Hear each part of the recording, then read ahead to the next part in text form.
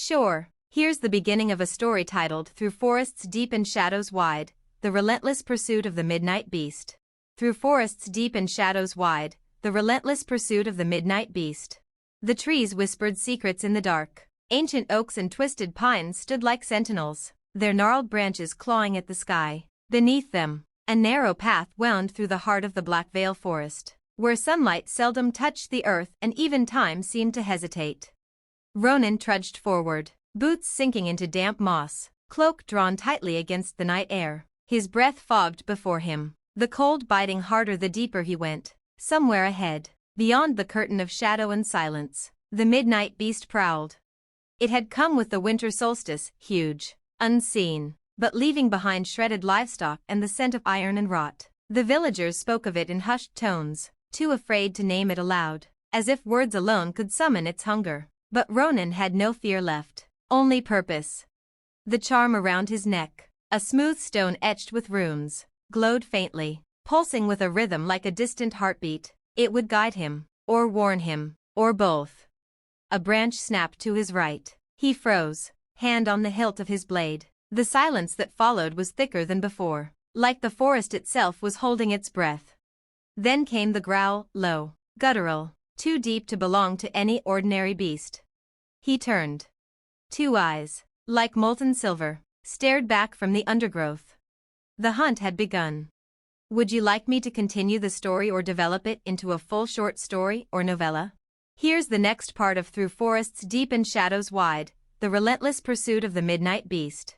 Ronan didn't move. The silver eyes blinked once, slow, deliberate, then vanished into the thicket. Only the soft rustle of leaves remained, like a breath drawn in and held. He stepped forward cautiously, drawing his sword with a whisper of steel. The blade shimmered faintly, its runes reacting to the proximity of the creature. It was close, too close. He pressed deeper into the woods, veering off the trail. Branches clawed at his cloak and face, and somewhere overhead, a crow cawed once, then fell silent. The runestone at his neck warmed, and he could feel it thrum against his chest, each beat in time with the tremors beneath his feet. Then he saw it, just a flicker of motion between the trees, black fur glistening in the moonlight, muscle coiled like a spring, and those eyes again. The beast was larger than a horse, its limbs too long, its mouth too wide. A crown of bone jutted from its brow like antlers carved from midnight. It stood still, watching. Ronan raised the blade. I am not afraid of you. The beast bared its teeth, not in anger, not in warning. In amusement. It vanished again, silent as smoke. Ronan ran. Not away from it, toward it. This was the only way, through the heart of the forest, through whatever traps or illusions it laid. He had come for answers. For justice. For vengeance. The trees grew stranger as he chased it, bark twisted into faces, roots that writhed underfoot. The path was no longer earth but old bones and ash. He was no longer in the Black Veil he knew. He had crossed into the beast's domain. And the beast was waiting. Would you like to continue with the next part of the chase or explore the backstory of Ronan and the Midnight Beast? Here's the next part of Through Forests Deep and Shadows Wide, The Relentless Pursuit of the Midnight Beast. The world shifted around Ronan. What had been forest was now something older, stranger, like walking through a memory not his own. Trees twisted into impossible shapes. The sky above was no longer night, but a swirling void lit by flickers of red lightning. He knew, instinctively, that he had passed into the Word Realm, the space where ancient things, forgotten things, still ruled. The Midnight Beast was no mere animal. It was a guardian. Or a prisoner, or both. Ronan slowed as he came upon a clearing ringed with stone pillars, each etched with the same runes that pulsed on his sword. At the center stood a shattered monolith, and beside it, the beast, waiting, coiled, silent. Its voice came not from its maw, but from within his mind. You carry the blade of the betrayer. Ronan steadied himself. It was my father's. He who broke the pact. He who hunted in the sacred dark. Ronan clenched his jaw. He did what he had to. The creature took my sister. The beast stepped forward. Its silver eyes gleamed, but not with rage, with sadness. He did not understand. The girl was chosen, not taken. The words struck like ice. What do you mean, chosen? The wind howled around them. The pillars began to hum. ancient energy crackling between them. Visions clawed at Ronan's mind, his sister walking willingly into the shadows, a circle of antlered beings bowing before her, her eyes alight with power and peace. "She's alive?" he breathed. "She was. Until your father broke the balance. Now the world teeters." Ronan's blade began to tremble in his grip, the runes flickering. "You're saying I was hunting the wrong monster. You were hunting the truth, and now you must choose, restore what was lost, or carry your father's sin to its end." The clearing darkened. The beast crouched, not to attack, but to kneel. It was offering him the blade's true purpose.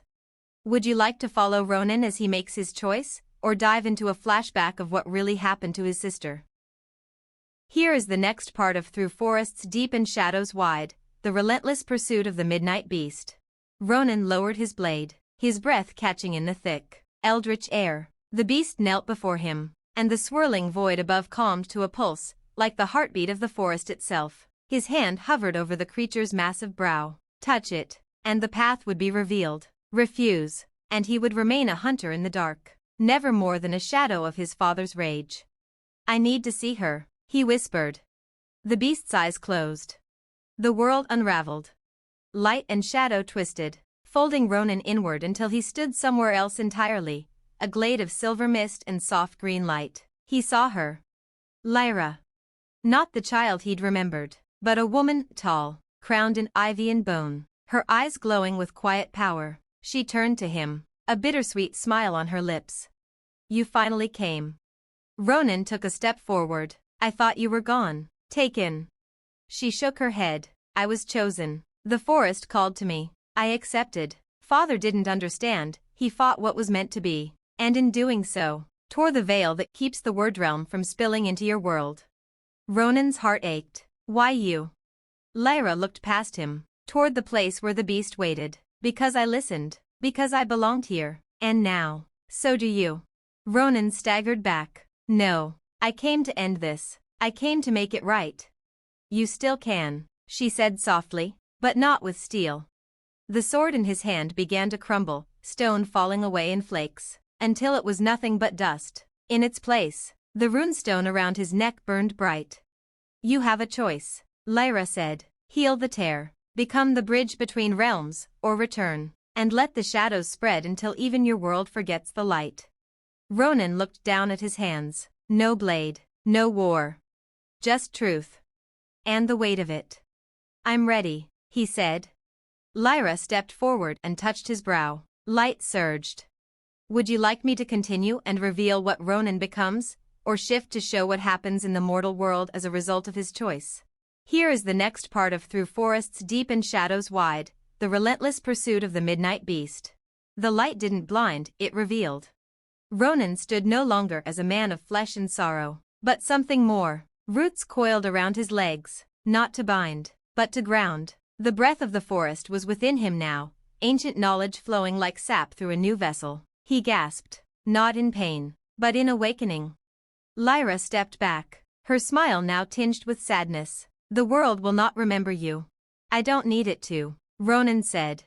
Above, the void sky broke into a canopy of stars, and the great pillars that circled the glade cracked open. From within them, spirits of the forest emerged, beings of bark and smoke, antler and wing. They bowed.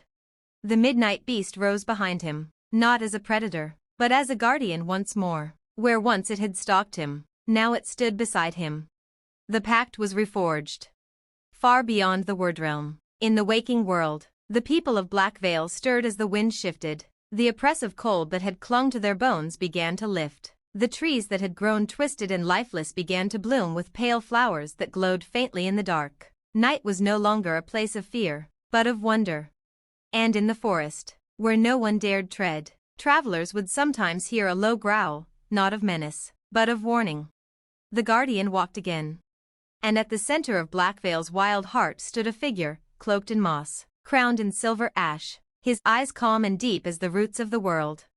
Ronan. The one who listened, the one who chose, the one who became legend. Would you like an epilogue or perhaps a side story from another character's perspective, like Lyra, or someone from the village? Here's the final part of Through Forests Deep and Shadows Wide, the relentless pursuit of the midnight beast. Years passed, and the story of Ronan became one of myth, a tale whispered around fires, told in hushed voices by those who still wandered the edges of Blackvale. The midnight beast, once a terror, was now a protector. The forest, no longer a place of dread, was revered as the heart of the world, a place where the realms met and where the balance between shadow and light was carefully kept. But not all was peaceful. In the village, there were those who still longed for the days of easy life, untroubled by spirits and ancient forces. They spoke of the changing of the guard, of how the old ways were eroding and how they would reclaim the land as it once was. They spoke of rebellion, of how the trees would fall and the beast would die. One evening, as the sun sank low, a small group gathered at the edge of the woods, cloaked in secrecy, armed with blades forged from the steel of forgotten wars. Their leader, a young man named Edric, stood tall among them, staring into the dark line of trees. "It is time to rid ourselves of the beast," Edric said. His voice was firm, filled with the fire of those who believed they fought for justice. "The forest is not our protector, it is a prison. Ronan has become a warden, and the beast is his weapon." An older villager, one of the few who had been alive when Ronan first entered the Wordrealm, spoke up in a trembling voice. "You do not understand. The forest is a living thing. The beast, Ronan, they are the bridge between us and the ancient world. To destroy them would bring ruin."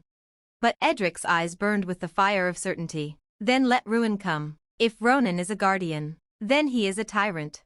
The group began to move toward the woods, weapons drawn, their footsteps muffled by the deepening night. But the air shifted, the wind grew cold, and from the depths of the forest came a growl, not of a beast, but of something far more ancient, far more dangerous. Ronan appeared before them, no longer a man, but something that existed between worlds. His eyes glowed like the twilight sky, his presence immense, echoing with the weight of centuries. "You seek to tear down the balance," Ronan said, his voice a chorus of the forest's ancient echoes. "But you will find that what you destroy will not return to the earth. It will fade, forgotten, lost." Edric stepped forward, lifting his blade. "We will not bow to a creature that holds our lives in chains. The people of Blackvale will choose their future." Ronan's gaze turned to the beast, now standing beside him, its silver eyes burning with an otherworldly light. Without a word, it moved, its great form rippling with power, a living embodiment of the forest's wrath. Edric hesitated, but the choice was already made. "You are free to choose," Ronan said, his voice softer now, a quiet sadness in the words. "But know that what you choose will echo for lifetimes." The wind howled as the villagers, too frightened to advance, fell back. Ronan turned to face them one last time. "Remember," he whispered, as the forest closed in around him, "the shadow and the light are one. Without one, the other cannot exist." The beast howled, its voice merging with the sound of the trees, and the veil between worlds sealed once more. Ronan, the midnight beast, and the forest were no longer stories. They were legends, living in the roots of the world, bound by ancient promises and choices made long ago. And so, the realms held their breath, waiting for those who would walk between them again. Would you like me to wrap things up with an epilogue, or do you want to dive deeper into another part of the world? Here's the epilogue to Through Forests Deep and Shadows Wide, the relentless pursuit of the midnight beast. Epilogue. Generations passed, and the world that once teetered on the brink of collapse found its balance. Blackvale grew, its people no longer haunted by the dark of the forest, but guided by it. The tales of the midnight beast and Ronan, now spoken in reverence rather than fear, became the foundation of new traditions. The forest, once a place of danger and despair, had transformed into a living sanctuary. The villagers, now in harmony with the ancient trees, respected the boundaries set by Ronan and the creatures of the Wordrealm. The beasts that once prowled the night now roamed freely, their growls no longer threatening, but a song that echoed the pulse of the earth itself. It was said that when the moon was high and the winds whispered through the trees, you could still hear Ronan's voice, carried by the wind, a reminder of the pact he had forged. And on quiet nights, when the mist settled thick over the valley and the stars flickered like distant beacons, a figure, crowned in silver and moss, would sometimes be seen standing at the edge of the woods, watching over all who passed. Some said it was Ronan, a guardian still. Others said it was the spirit of the forest itself, a manifestation of the balance that had been struck. But the truth, as it often does, remained lost to time. One thing was certain, however, no matter how far the world stretched, how much it changed, Black Veil remained a place of quiet power, where the realms of the living and the ancient never truly separated. The Midnight Beast and Ronan's legacy endured, a warning and a gift. For balance, as ever, was fragile, but it could be restored.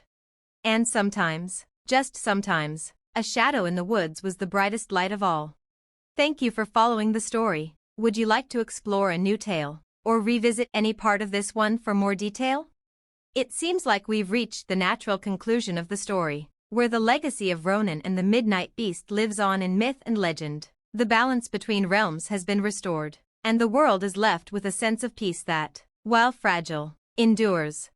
If you're looking for a continuation or want to explore more about Ronan, the forest, or other characters from this world, I can definitely create new stories or dive deeper into any aspect you'd like. Let me know how you'd like to proceed. It seems like you'd like to continue further, so let's extend the narrative and explore a potential new chapter or shift in the story of Ronan and the Midnight Beast. Here's the next part, set long after the events of the first tale. Chapter: The Return of the Broken Veil. The forest had been silent for years, its ancient watchful eyes ever so vigilant, but the stillness was not the peace it once seemed. Beneath the soil and the moss, in the deepest roots, something stirred.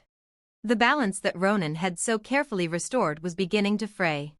The winds carried whispers of strange disturbances in the realm. The word realm was weakening again. The boundaries that separated it from the mortal world were thinning, and creatures long forgotten were beginning to crawl from the cracks. Even the Midnight Beast, ever watchful, felt the tension. One evening, as the sun dipped low behind the hills, a figure appeared at the edge of Black Veil, tall, cloaked in tattered robes, and carrying a staff carved with unfamiliar runes. His eyes, burning with the same silver glow that once shone in Ronan's, scanned the land. It was a figure that should not have existed. "Ronan," the man whispered, his voice rasping like dry leaves, "the time has come." He stepped forward, vanishing into the forest as the trees seemed to shudder, their roots groaning as if awakening from a deep sleep. Would you like to continue with this new mystery, exploring the return of an unknown figure connected to Ronan? Or would you prefer a shift in focus to another part of the world, perhaps even another character? Here's the next part of the evolving story, where the balance between realms begins to shatter. Chapter: The Fractured Veil. The air in Black Veil grew thick, charged with an electric tension that unsettled the villagers. Crops began to wither prematurely, and animals wandered into the village with strange, vacant eyes. The winds were no longer gentle but carried an unnatural chill, as though the land itself was recoiling. In the forest, the ancient trees whispered in a language long forgotten, their boughs twisting and creaking under the strain of an unseen force. Something was breaking. The figure, still cloaked in shadow, moved deeper into the woods, following the pull of the disturbance. His staff glowed faintly as he walked, the runes upon it shifting like a language of their own. He had been searching for this moment for years, watching from the edges, waiting for the day when the veil between realms would begin to tear. Ronan had sealed it once, with the Midnight Beast by his side, but the balance could not hold forever, and the creature that Ronan had once fought alongside, the Beast of Midnight, was no longer the only guardian of the boundary.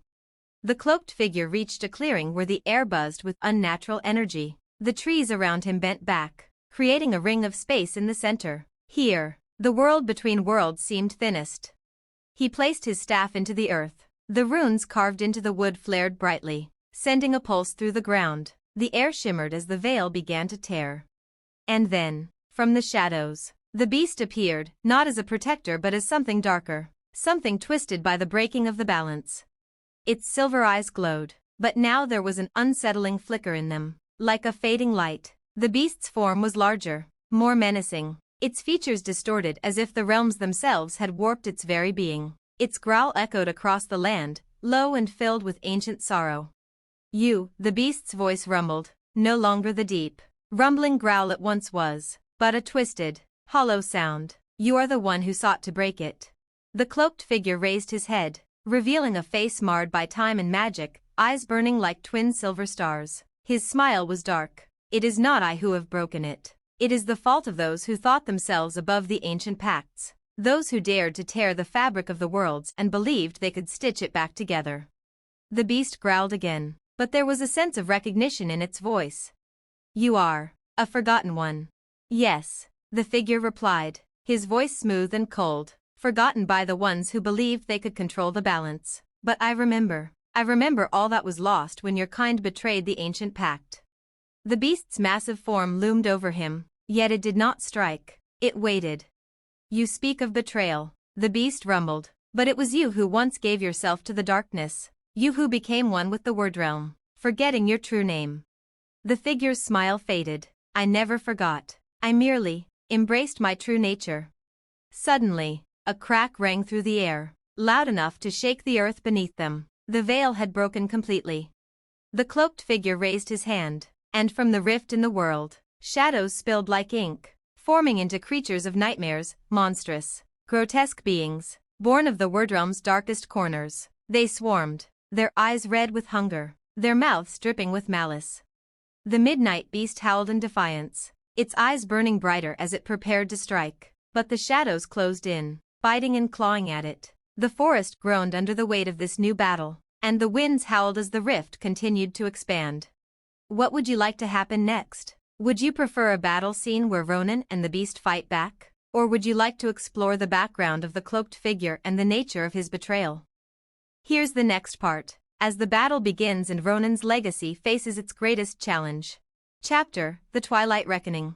The forest erupted into chaos. The creatures that poured from the rift were beyond anything Ronan had ever encountered, beasts of nightmares, born of shadow and nightmare, with fanged maws and clawed limbs that tore through the earth itself. The ground shook beneath the weight of their presence. The midnight beast roared in fury, its massive body lashing out at the dark horde, slashing through the creatures with limbs that seemed as though they could tear the very fabric of the universe. Yet, for every beast it struck down, another emerged from the rift, as though the shadows were endless. The cloaked figure stood at the center of the chaos, his silver eyes cold and unwavering, watching as his army tore through the heart of the forest. He didn't move. He didn't need to. He raised his staff high. The runes flared again, sending waves of dark energy cascading through the air. The sky above darkened, the stars vanishing into a blanket of oppressive blackness. The forest, once alive with the songs of birds and the rustle of leaves, had fallen silent, replaced by the sickening groan of the rift expanding further into the world. Ronan, the cloaked figure said, his voice echoing like a ghost in the wind, your time is over. The pact has been undone. The realms are no longer tethered by your fragile will. I shall be the one to remake the world, one where the word realm rules, not in the shadows, but in the light of a new dawn. From the depths of the forest came a voice full of sorrow and power, trembling through the roots of the trees, echoing in the air like a long-forgotten memory. It was Ronan. The ground shook as Ronan stepped into the clearing, the forest parting around him. His appearance was not the same as before. He was no longer a man, nor merely a guardian. His form had changed. He was a part of the forest, a living embodiment of the balance he had once fought for. His eyes glowed with a soft light, the same silver glow that had once been in the beast's eyes. You should not have done this, Ronan said, his voice carrying the weight of centuries. The balance is not yours to break. The cloaked figure turned toward him, his lips curling into a grin. Ah, the betrayer's son. How quaint. You never understood the price of your legacy, did you? You carry your father's sins as if they are your own, refusing to see that all along. The word realm was always meant to be free. The beast, now struggling against the overwhelming tide of shadows, snarled. You were a guardian once. You pledged your allegiance to the realms. What happened to you? The cloaked figure's grin widened, a cruel laugh escaping his throat. I was a guardian. Yes, I was once the protector of the realms. Until I saw the truth. The realms are not meant to be kept apart. They are meant to merge, to unite, to reshape the world. But Ronan, your father, he broke that pact. He chose your world over the truth.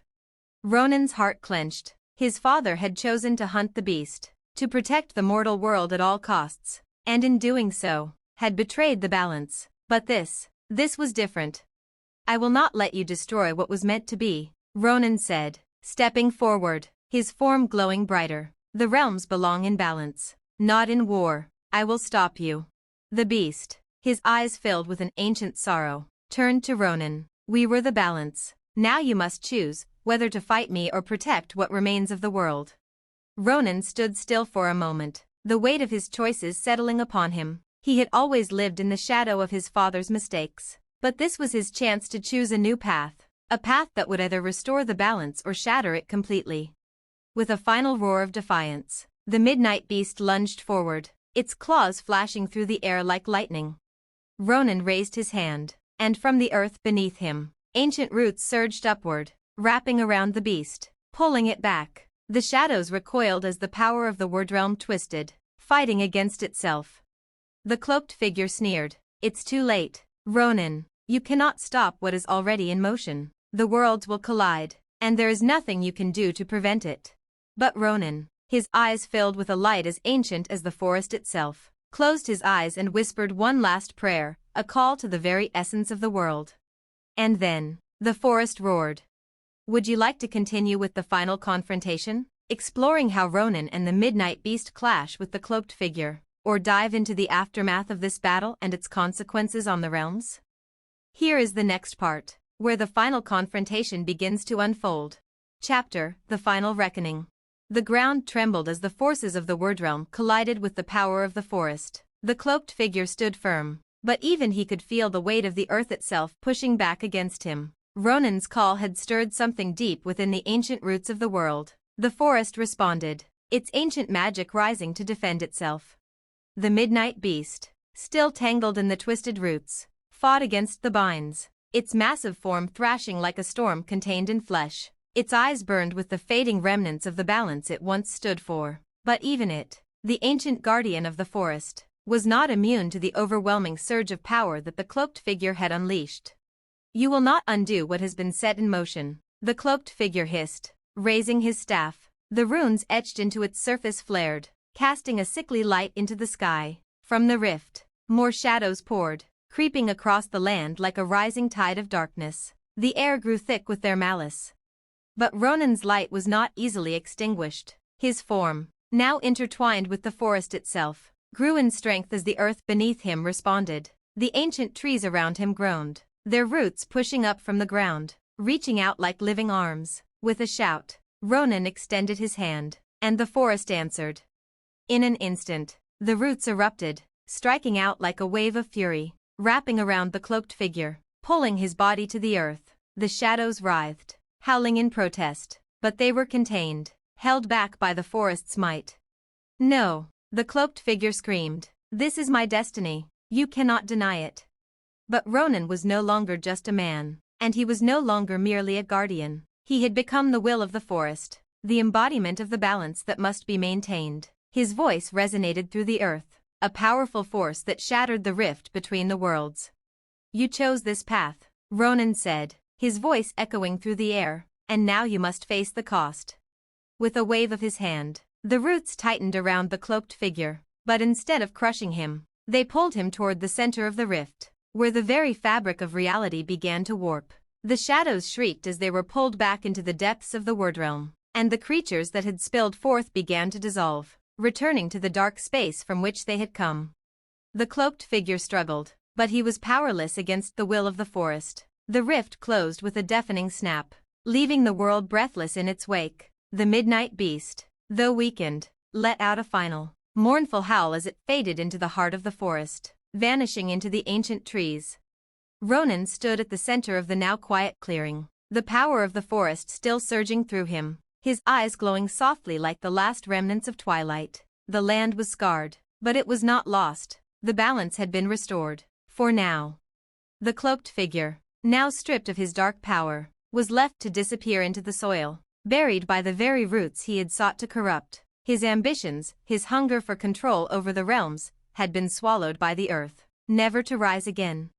Ronan turned to the trees, his hand pressing against the bark of the nearest oak. "It is done," he whispered. "The balance is restored, but the cost."